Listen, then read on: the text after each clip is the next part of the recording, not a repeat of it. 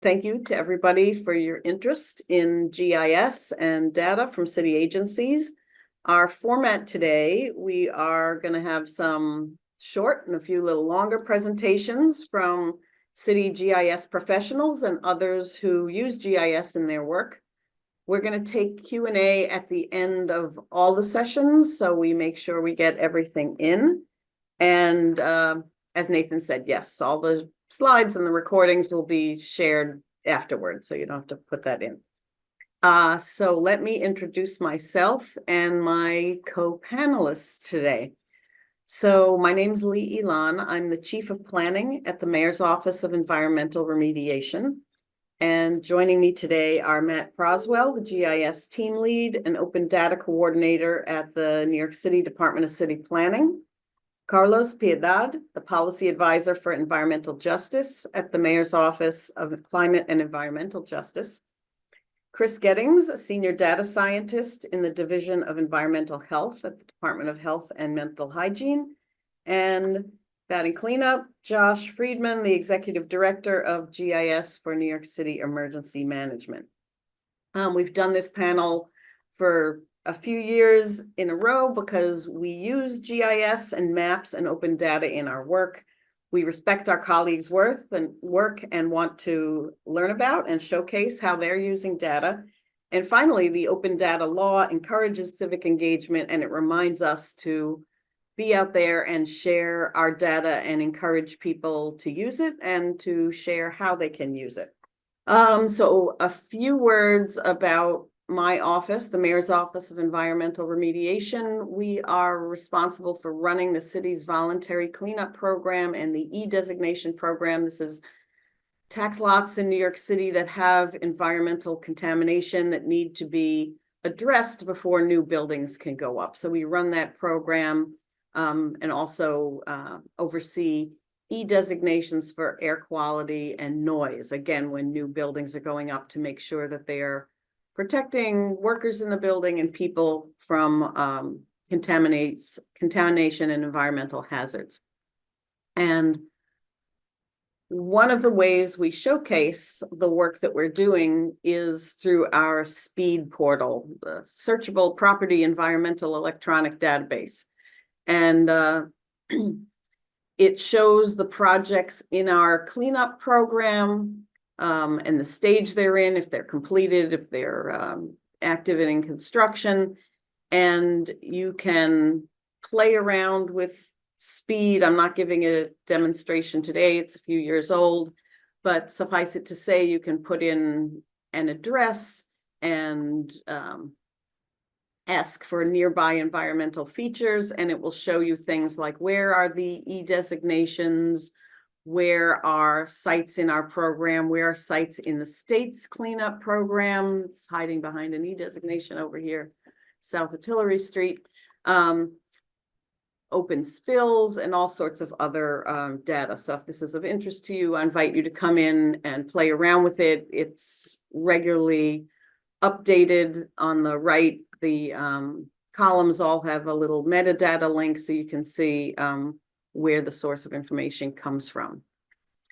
One thing that came up recently was that when we first built SPEED, the first version, we had some fantastic historic maps that we did not have an opportunity to migrate to SPEED 2.0 for various technical reasons. And right now we're trying to make sure those maps stick around, since we spent the taxpayer money to get them. So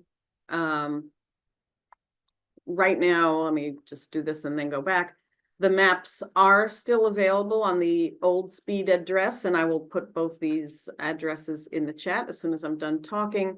But this is the old version of it. And over here on the right, you can click on the little blue bubble that says historic maps. You're going to get this open window at the bottom. When there's a green dot, it means that information is available. So like, for example, these other historic maps, there are all these wonderful old maps that are available. And when you click on one of them, bingo, you can see the old map overlaid over current maps. And there's this nice transparency slider. So you can look at the Brooklyn Navy Yard here and see there used to be this fill material as part of the, Wallabout Channel, and you can see where the ordinance was stored, and where it relates to the current streets.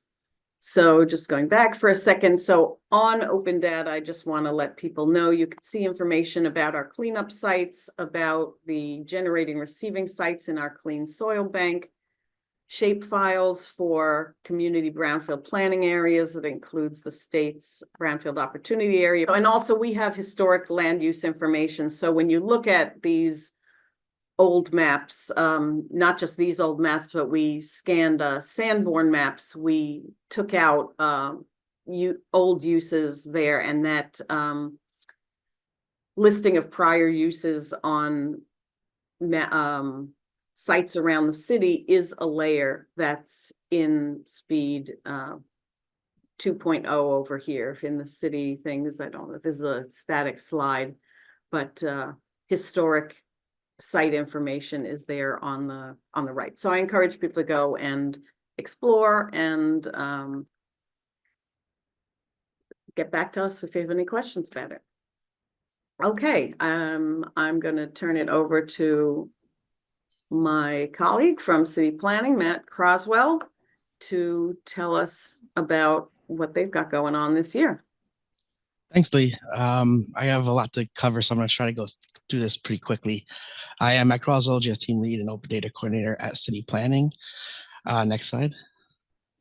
First, we'll discuss the Open Data Catalog here at City Planning. Next slide. City Planning has a long history of making our open data available to the public long past the, before the open data laws were passed in 2012. We're one of the biggest contributors to Open Data Portal with about 150 data sets.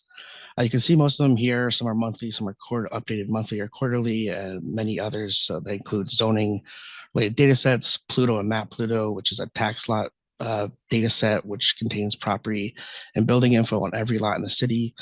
We release a full major version every quarter and a minor version with just zoning updates every month. We also release the Lion Street Centerline data and all administrative political districts quarterly. There's many other data sets here you can see. And all of our releases are on our website and archived going back to 2002. Next slide. Next, yep. There are many options to access our open data. First is our website known as Bytes of Big Apple. You can download all our data sets here and access metadata. Next slide. It's also available as a REST service through our ArcGIS Online account. You can see the REST links on the bytes right there. Next slide. All of our data is available on the Open Data Portal. Next slide. And you can also access most of our data through our web applications that are custom built here at City Planning. Next slide. One of our more popular applications is Zola, which provides a simple way to research zoning regulations associated to a property. Next slide.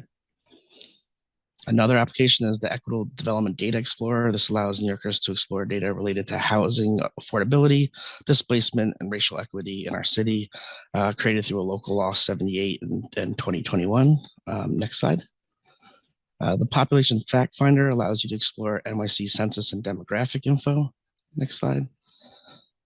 And you can access all of these applications and all of our other applications on our website and all of our ArcGIS dashboards, story maps on our ArcGIS Online account as well.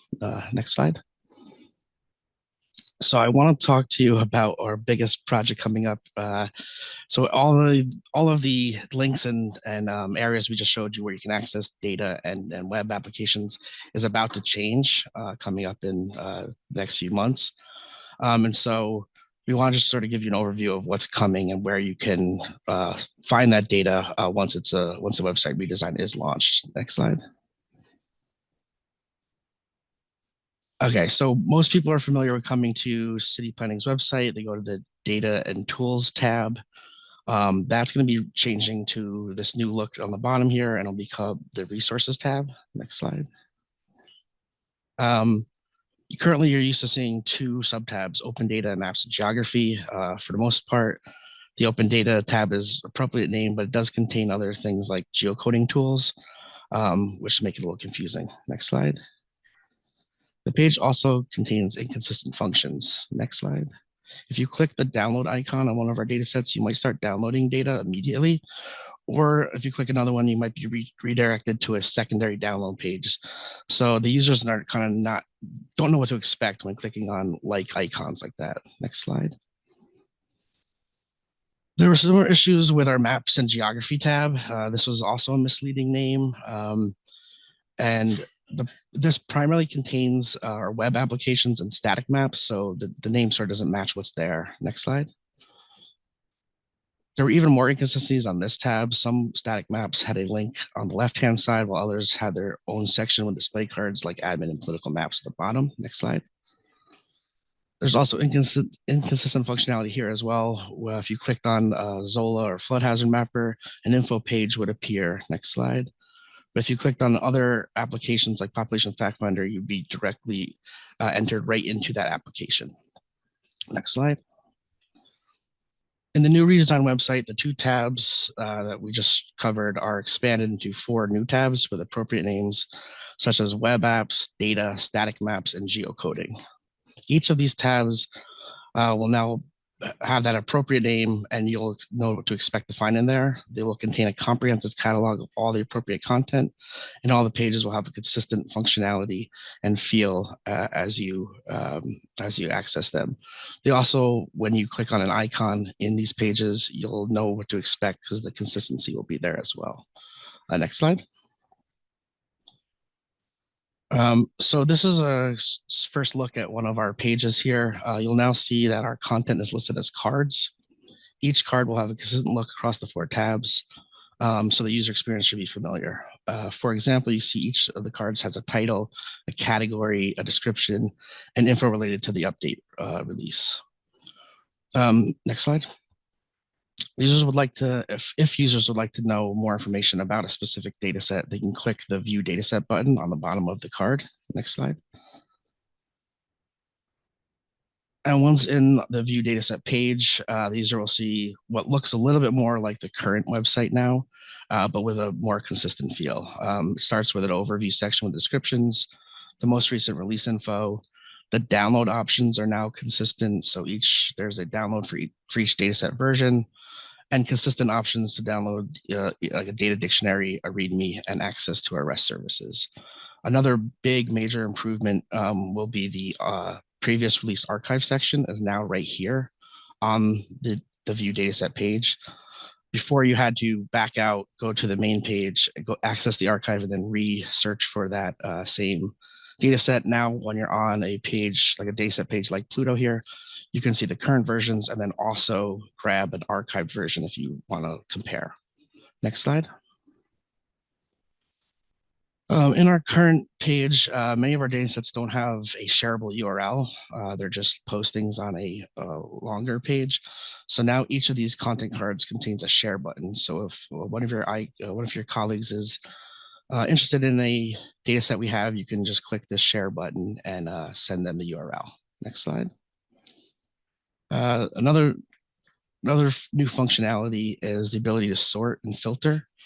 So you can click the filter button here and sort by alphabetically or by the most recent updates. You can also filter by category, which are similar to the old categories that are on the current pages. Next slide. We will also provide better search functionality. The new search functionality will search the cards listed on each of the 4 tabs instead of searching the entire city planning website. So improvement there as well. Next slide. So that covers most of our website redesign. Now we'll get into changes to some of our open data products themselves. First, the Capital Projects Database, or CPDB. Next slide.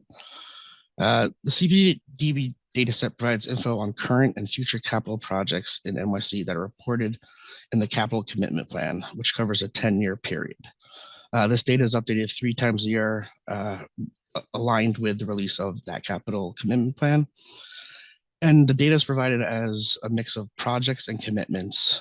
Commitments are a subset of a project. And so previously in CPD, the commitment plan was sourced from Checkbook NYC, maintained by the NYC Comptroller. That was only available, that was the only available data to track commitments then. Since then, new data has become available to replace that old data from Checkbook NYC. Next slide. So the capital planning division, working with our data engineering team here at City Planning, are replacing the old Checkbook NYC data, which was tracking a subset of commitments called liquidations, with newly available data from FISA that is a true source for commitment level funding. It provides a more complete picture of the amount of funds allocated and spent by ongoing capital projects. Here you can see some of the data schema changes in the tables, and this includes over 30 new fields. For full description of all the new fields and any change fields, check out the data dictionary on the Bytes of Big Apple. Next slide. The latest version that we just released that has these new changes is the 23 adopted version. This is available only on the Bytes of Big Apple right now, both the new data and data dictionary. We are working with Open Data team to post it on the Open Data portal. So look out for that soon on the Open Data portal. We also have a Capital Planning Explorer that lets you explore this data, but with the new changes to this data, unfortunately, the scheme is not compatible. And so we're working on a solution to get it updated there. Next slide.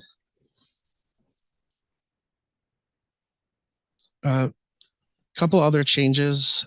We are retiring the sidewalk cafe regulations GIS dataset.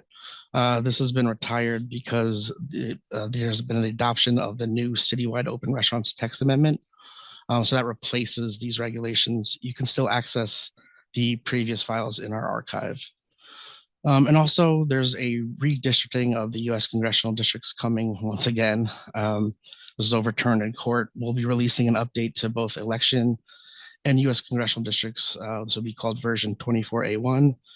That will contain the new approved boundaries shortly after the New York primaries on April 2nd. They will go into effect for the upcoming June primaries and the November general elections. Next slide. And so the final update I want to introduce to everyone is a new web application in development called the Green Fast Track tool. This application was created as part of the next slide. This application was created as part of the Get Stuff Built report released in December of 2022. This report provides a roadmap to remove procedural obstacles in housing creation to address the shortage of affordable housing in NYC. The Green Fast Track tool specifically addresses and means to simplify the environmental review process for small housing developments that have a track record of having no environmental issues. So we can build much needed housing more quickly and more efficiently. Next slide. For those new to Seeker, this city's environmental review procedure, there are 3 action classes: unlisted, type 1, and type 2. Unlisted and type 1 actions require full environmental reviews. Next slide. But the type 2 actions are less complicated and bypass most of the environmental review process. The theory here is to allow simple housing projects that currently are listed as unlisted actions to qualify as type 2 actions, so they have more streamlined environmental review process. Next slide. So these small housing developments will need to meet certain criteria to become type 2 eligible. The first set of criteria depends on what they plan to build and provides limits based on the proposed use, number of units, and gross floor area, and depending on which zoning district they're in. Next slide. The other set of criteria depends on where the housing development is actually located, specifically its proximity to open space, natural resources, noise generating sources like highways, railways, and airports, air quality polluting sources, historic sites, districts, and known properties with E designations existing on their site. This spatial component to this criteria is where the new web application comes in. Next slide. So this is a draft version of the application. So it's subject to changes as it's currently in the works. It's completely built in Esri Experience Builder. The web application uses Survey 123 and web maps to allow applicants to select a project area, and then have all the spatial proximity information returned to them. So they can actually fill out the survey on the right and submit it to city planning for type 2 eligibility determination. Once the applicant selects the tax lots for their project area, a table is returned with the information for each tax lot related to the survey section and questions. The applicant can then answer the survey questions based on the information presented to them. So you can see questions on the right about zoning and about what zoning category they're in, or what if they're in the special coastal risk district. And then you can see that the table below has fields with which each lot falls into. And so users can then look at their project area, see their values, and then use that information to enter it into the survey. Next slide. As you scroll through the survey on the right, you'll see new sections that correspond to different map tabs on the top. As you select a new map tab, the map will update with the layers relevant to that section in the map while maintaining your project lot selection. The table will also adjust to the relevant fields for that section. So now you can see that we're in the air quality section. The survey has air quality questions. The map is on the air quality tab, and the table now contains air quality data fields. To reduce the processing time and to avoid using ArcGIS Online credits, the table returned has been pre-generated, so the app does not have to do on-the-fly analysis to determine its proximity to the 30 plus sources that we're buffering. Instead, it filters a pre-generated citywide tax lot data set to the selected project tax lots, thanks to our data engineering team. This table also contains fields to store multiple permit numbers or names of sources of facilities near your project area. So you not only know if you're within a buffered area, you also know the exact permit number that's causing that buffer. There's also inline language that appears in the survey that informs you if you are either ineligible or need to provide additional information based on one of your survey answers. Once you complete the survey, a report with all your answers will be emailed to the user. The applicants can go to the data export tab and also download a CSV of the full proximity data table filtered to their project lots. This report and the table can then be submitted to city planning so the applicant can receive determination of their type 2 eligibility. Next slide. That pretty much wraps up a lot of the updates here. There's a lot of stuff going on at city planning. So thank you, and I'll return it back to Lee. Thank you, Matt. I was just about to say we need to wrap it up. Perfect. Bravo. Okay, we'll turn it over to Carlos now to tell us about the EJNYC mapping tool. Go ahead.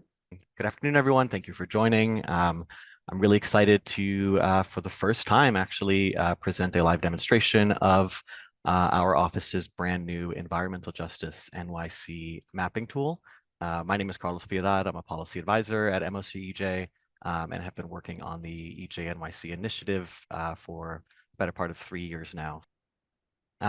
So just to back up a bit and explain sort of the context around this mapping tool, this is a part of, as I said earlier, the Environmental Justice NYC initiative. This initiative represents the city's and our office's implementation of Local Law 60 and 64 of 2017, which is the city's environmental justice legislation. It required the assessment of environmental equity issues in the city, the development of an online portal, which would include a mapping tool, and all of that would lead to the eventual strategic plan that would actually address environmental justice issues, provide agency-specific recommendations as to how environmental justice concerns can be mitigated, what actions agencies can take to address the EJ concerns identified and analyzed in the report, and how the city can promote citywide initiatives that would allow agencies to incorporate environmental justice into their decision-making processes. And so that final plan has not yet begun. We are just now wrapping up the development of our report, which is that baseline assessment of EJ concerns across the city. And then accompanying that report is our brand new mapping tool, which will be an open and accessible resource to all of you here. and which sourced a lot of its data, probably 90% of its data from open data. So we owe a lot to this tremendous resource. Okay, next slide. So diving into just the mapping tool, this is going to be, as I said, an online interactive mapping tool. And I think we see this as being the public-facing aspect, or the most public-facing aspect of our EJNYC initiative. I think this is going to be how individuals, whether that be individuals from agency staff or advocacy groups, how they're actually going to be interacting with a lot of our data and assessment of environmental justice concerns across the city. So it does include a consolidation of over 100 different data layers. Many of them were already in shapefiles, but a lot had been processed and made to work within this GIS platform. So I think having all of these data layers on one platform, related to or under the umbrella of environmental justice concerns is going to really provide much better access to this kind of information for community-based organizations or residents in order to better advocate for the best outcomes in their communities and to really get a sense of what the environmental issues or environmental justice concerns are at a neighborhood to neighborhood level. And it also does include some new data that has not been previously made available. And I will talk more about that in my next event, but I will also highlight some of those in my demonstration. Next slide. So as I mentioned, it's over, I think it's 115 different data layers. There are, and they have been broken up into these 12 different topic areas that you see here. And I think I'll just jump right into actually showing the mapping tool. So if I could share my screen really quick. The way you should have a green button. Yeah.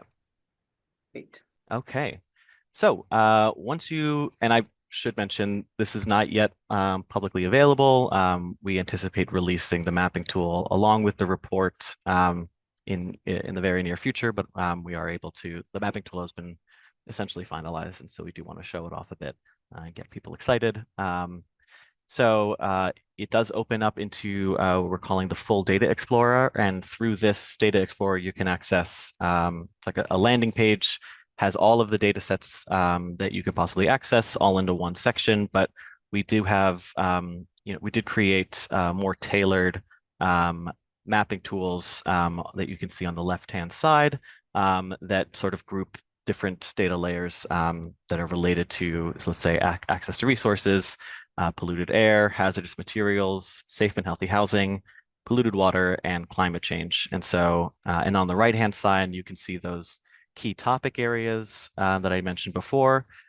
They are all, these are folders, and when you uncollapse it, you will see the different data layers that are available, and then clicking on the box allows you to turn it on.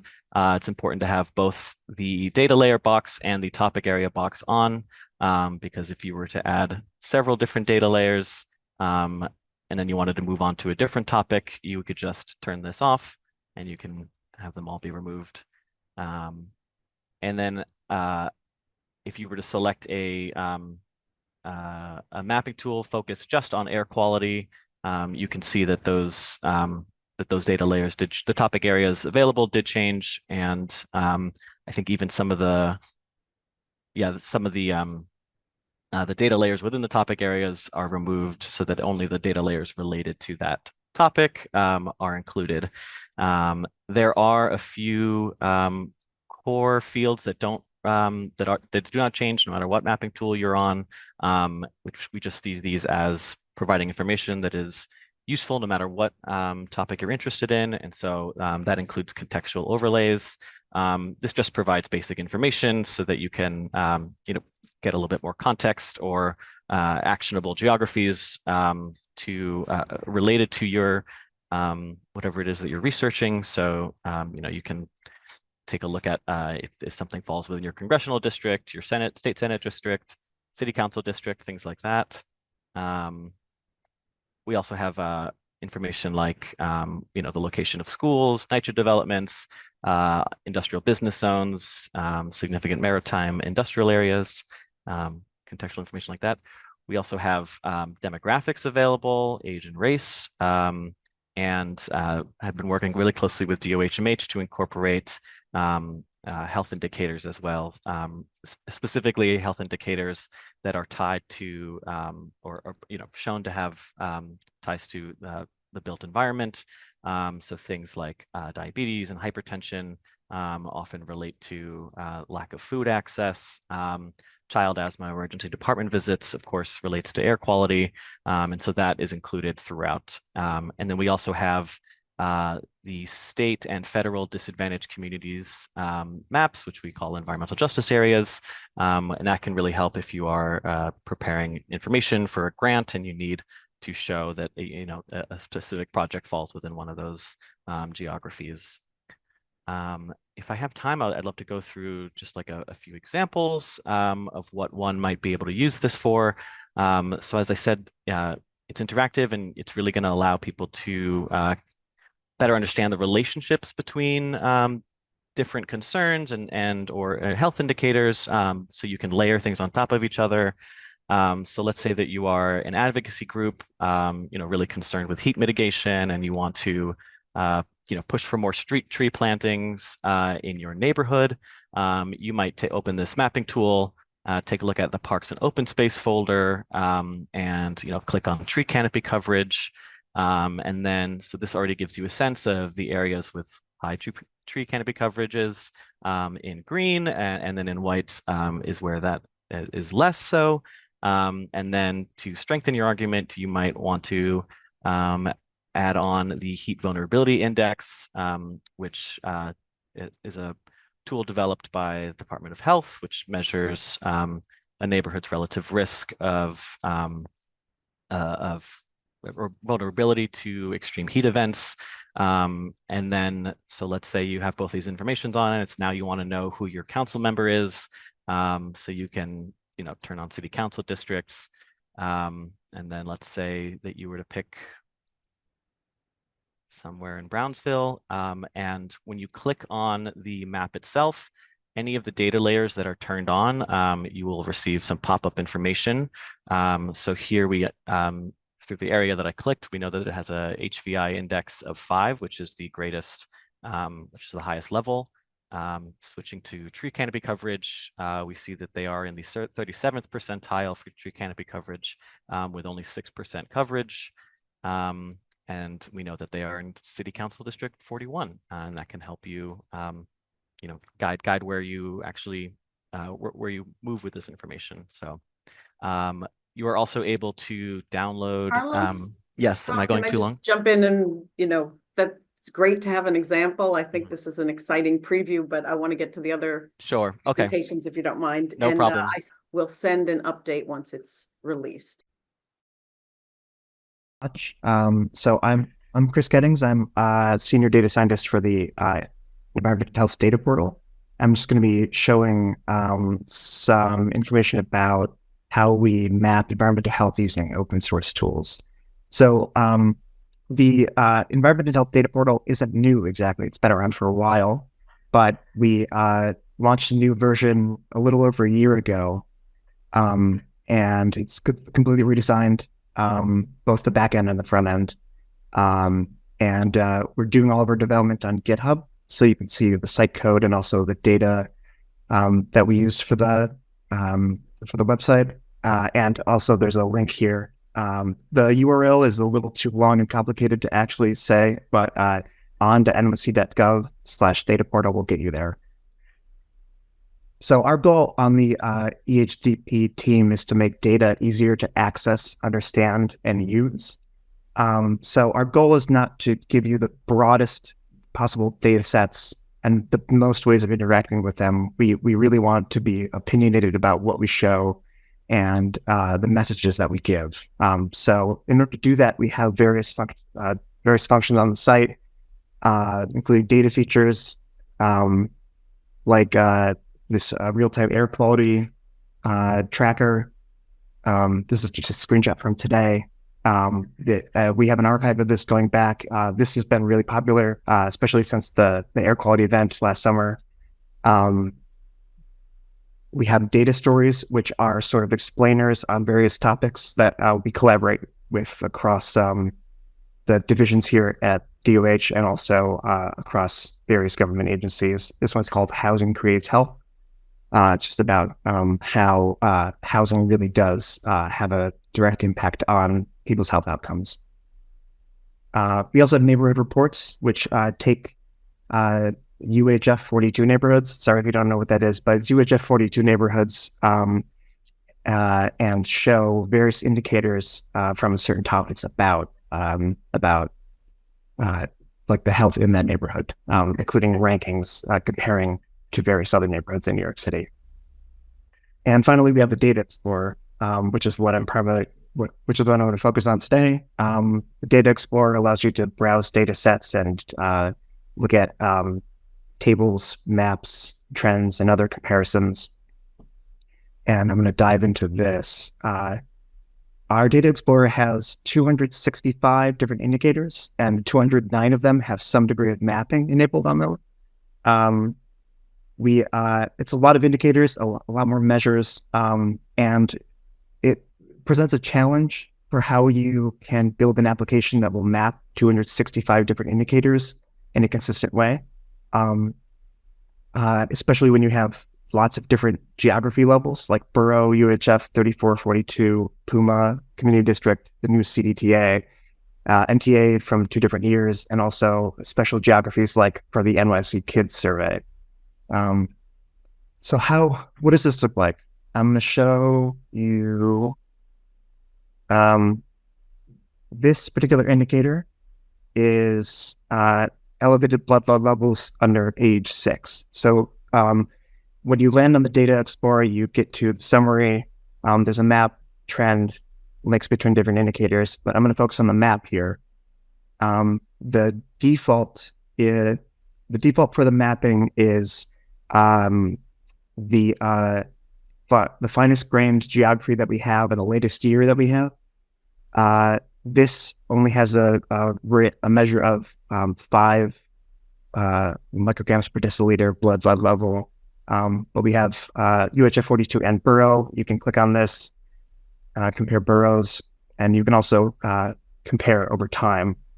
And the reason why I showed this was because, the interesting thing to note here is that Greenpoint is like by far the highest in terms of blood under 6.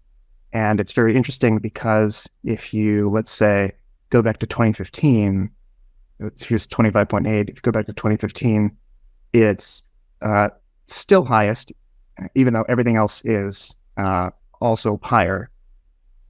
Go back to 2011, still highest, even though everything else is higher. You can see on the trend, blood levels go down over time. Here's 2011. There's the average in the city, and there's the average in Queens. You go back to the map, and you see in 2011, Greenpoint had 104.9 per 1,000 tested children with elevated blood levels over 5 micrograms per deciliter. So it's just a little weird, I think. I like this example because you can see changing over time.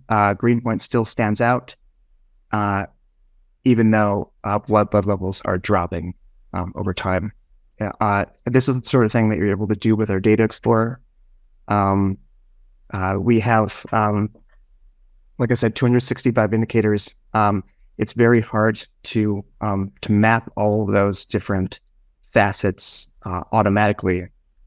And I'm going to sort of explain how we do that now. I have to say it's the Data Explorer. It's fully programmatic and mostly parameterized. If you're sort of a computer science person, you might understand what I'm trying to put across here. We have a metadata file in JSON format on our data repository that the website reads and loads various different pieces of information about all the indicators and measures. Here's child-led poisoning rate. This is what we were just looking at. We see that we have the available geography types, available time periods, and we can have certain geography by time combinations turned on or off. So it's sort of opinionated in that we determine what users can see. Just because we collaborate with the data experts at the Department of Health and also at other agencies and figure out like what is the most meaningful thing to show. And we through this metadata file have enabled us to show only those specific things. We have functions in the site code that do this programmatically. You can see they extract information from the metadata and then use them later in specifications for the maps on each indicator. And the way that we do this, we have an SQL Server database, which is the thing that's not open source in this, of course, but good luck working in government and not using SQL Server. But we have an SQL Server database, and we use R, programming language R, to extract the data from the database, format it as JSON files, just static files, and then upload those to GitHub, which the website then downloads using JavaScript and then shows to you in the browser. And for those interested, the JavaScript libraries we primarily use here are something called Arcaro and Vega Lite, which is what actually constructs the map. In terms of GIS data, we get our GIS data from New York City Planning. Thank you, Matt. Bites of the Big Apple, great resource. We get those files. We, using R again, read them in, simplify them so we can show them on the map, turn them into Topo JSONs, which we then upload to GitHub again, and that is also read by JavaScript in the browser. What this setup with static files, static data files, and geography files lets us do is very easily do things like add new geography types. So when community district tabulation areas were created in response to the 2020 census, in order to add this to the site, all we had to do was add data with the new geotype to our data repo. The link is right there. Add the new Topo JSON file to the data repo. In the site code, add a reference to the new Topo JSON file and deploy the site, and then we're all done. It's simple as that. We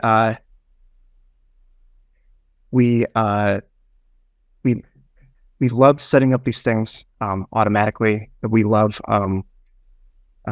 sharing our code. We love making things as easy to use as possible.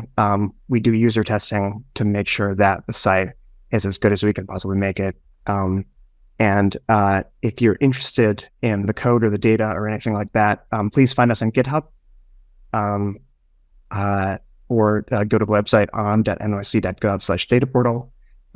Thank you again. I'm Chris Gettings, and my teammates who are not here today are Matthew Montesano and Emily Torum. Thank you. I'm gonna stop. Okay, great. All right, and we will have Josh. I'm Josh Friedman. I'm Executive Director of GIS at New York City Emergency Management. You have been at this panel before. This won't be totally unfamiliar to you, but I wanted to just love participating and give folks an idea of some of the latest and greatest, and say we'll do kind of a quick version here. So next slide, and my goal will be to tease you with some data dessert that you can take away with and play around with a little bit. So just quickly, what our agency does, kind of the core pillars: planning for, preparing, mitigating against emergencies, helping coordinate response and recovery, and then educating the public, disseminating information to partners, to public, et cetera. Go next slide. You can pass through that one as well. We do a lot of things very much focused on weather, but all kinds of emergency coordination. These are some of the pillars of what we look to do in our data team here in emergency management.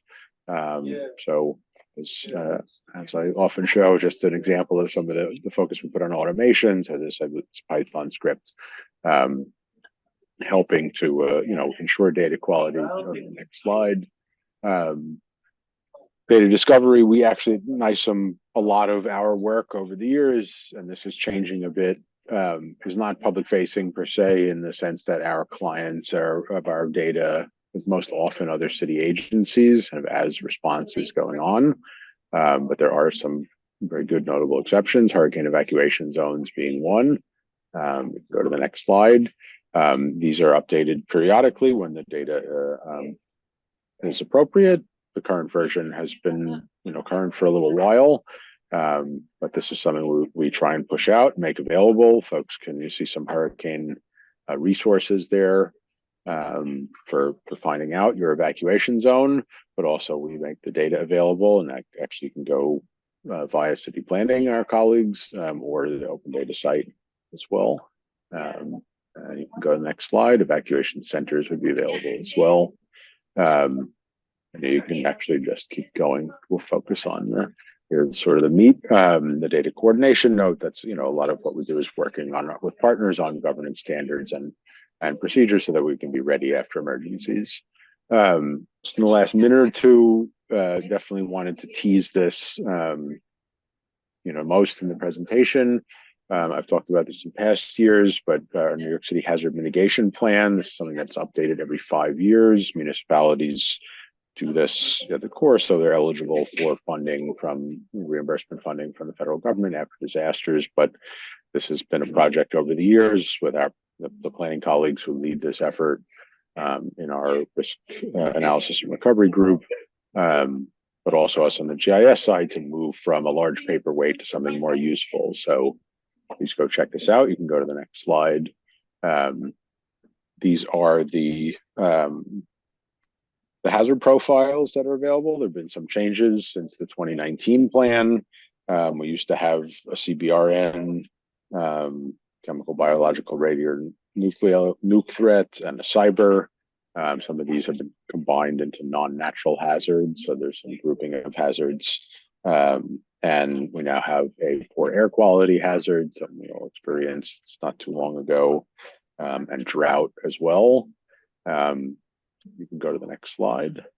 And so our GIS team's done a ton of work supporting the project team that does the meat of the plan, to provide data in numerous ways. A lot of it is through Esri dashboards and things that we're providing and then are consumed by this site. All of it's accessible now. It's a much more very easily accessible site, easy to navigate around, I think. So you can look at profiles for your particular area. You can go to the next slide. Again, lots of different tools to access data. And here we're pulling data from city planning and then pushing it along. And next slide. You can go one more. Actually, sorry, back one. It was too quick. All right, and one just going to stress and then we'll end. Hazard history and consequence tool is under the piece of our planning suite, and encourage folks to go take a look at this. You can go to the next slide now. You can get there via this, via the plan. I'll also put a direct link in the chat. And this is something we continue to work on and evolve ways to use data to get out to the public in more meaningful ways than just text. And so the quick version of this is we're trying to accumulate as much data as we can for various natural hazards, and then align them with various impacts and consequences, whether it's something like transit ridership or what have you. And so you can see it's a nice updated interface that folks can go and play around with, selecting hazard event types and get some good customized information. There's one more slide just showing us an example, and then that's, one more after this. We'll go quick, but encourage people, really, this is great advance in what we've had previously, and folks kind of customize based on their interest, where they live, where they work, to see the different impacts of different types of natural hazards. Thanks, everyone. Great presentations. I wanted to ask if there was one tool or kind of data flow that you hate and would love to change what during your processes, what would you say it would be? It's a great question. I mean, the pursuit of seamless geocoding anywhere, anytime to New York City, what I would consider Department of City Planning standards is still, the tools are there, but it's a bit piecemeal and sometimes the access is not quite. And then, of course, all the dirty data that we have to deal with. So in my magic wand world, cleaner data and then anytime, anywhere access to the GeoSupport-based geocoding with ease. Yeah, that's something as we're developing all of these tools, since we're government, we really want to check that things are correct and things we can stand behind. So there's that balance of, what's easy and what's smooth versus, what meets our standards. So always trying to balance that. Thank you, everybody, for your interest. It looks like we had nearly 100 people on the session today. Go visit Carlos tomorrow and hear more about the EJ mapping tool. So I thank my colleagues, thank Nathan again for guiding us through this session, and happy data, happy maps. Thank you all very much.